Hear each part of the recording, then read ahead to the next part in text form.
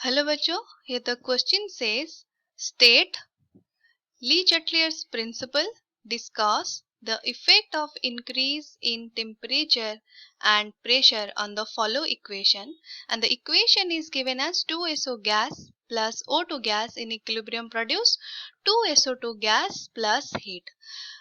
ली चिट्रल्स principal क्या है और एक जो इक्वेशन दिया गया है, अगर उस इक्वेशन में और रिएक्शन में हम टेम्परेचर और प्रेशर को इंक्रीज कर रहे हैं तो उसका इफेक्ट उस रिएक्शन में क्या होगा। हम जो कंसेप्ट यूज करने जा रहे हैं दैट इज आवर की कंसेप्ट क्या है, ली चैटलियर्स प्रिंसिपल।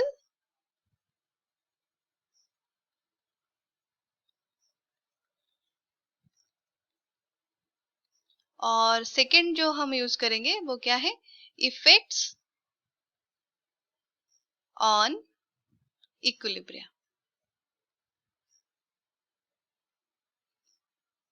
ली चैटलियर्स प्रिंसिपल क्या स्टेट करता है? Le Chatelier's principle says that अगर हम एक रिएक्शन में, इक्विलिब्रियम रिएक्शन में टेम्परेचर, प्रेशर और कंसंट्रेशन को चेंज करते हैं तो वहां पे क्या होगा, इक्विलिब्रियम डिस्टर्ब हो जाएगा। उस इक्विलिब्रियम को फिर से वापस लाने के लिए हमें रिएक्शन को उस डायरेक्शन में प्रोसीड करना पड़ेगा ताकि effects of those temperature, pressure and concentration can be reduced. The reaction proceed in the direction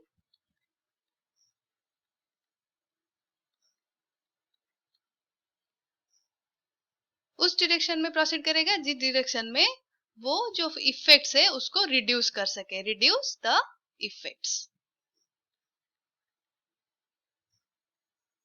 जो इक्वेशन हमें दिया गया है वो क्या है, 2SO gas plus O2 gas in equilibrium produce 2SO2 gas plus heat. इस रिएक्शन में अगर हम टेम्परेचर इंक्रीज करते हैं, टेम्परेचर इंक्रीज्ड, जैसे कि इक्वेशन में हमने देखा कि heat is released, heat release हो रहा है, मतलब this is an exothermic process. Exothermic process में डेल्टा एच क्या होता है, नेगेटिव होता है। That means here temperature increases. Le Chatelier's principle क्या कहता है, उस इंक्रीज टेम्परेचर को मिनिमाइज करने के लिए reaction will proceed over here. हमारा हीट कौन सी साइड में रिलीज हो रहा है, प्रोडक्ट साइड में रिलीज हो रहा है, that is the right side.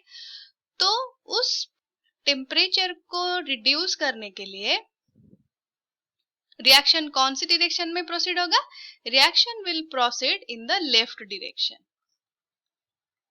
That is in the reverse direction.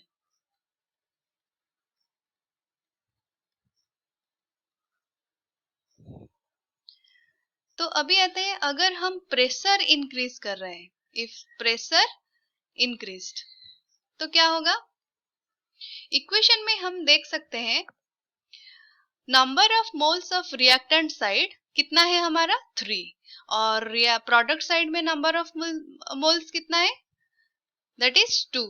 तो यहाँ पे क्या हो रहा है, volume decreases, with increase in pressure volume decrease.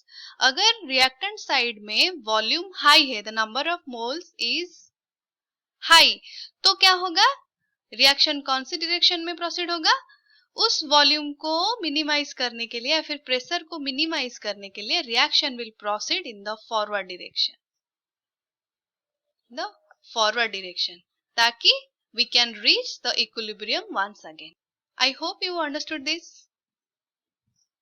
All the best.